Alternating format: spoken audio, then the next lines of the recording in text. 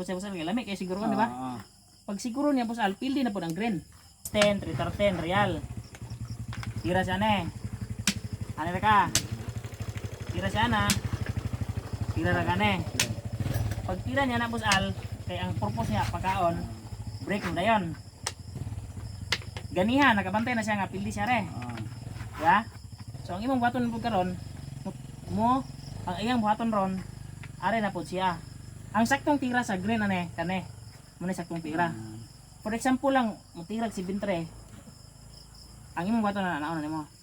Sampang. For example, pag sampung nimo mo siguro na busal kay lami kay siguro di ba? Pag siguro niya busal pildi na pud ang green. Sa may tira sa puha na nga pildi ng green. Kana ra? Kana. Bawal kay usara. Tapos 3. So obligado 3. 1 2 3. Bawas pugag 1 2 3. Pagkaon niya, kaon na pugka. Alam mo na. So sa ingon na posisyon daog nang puha. Okay? Nakani mo busal?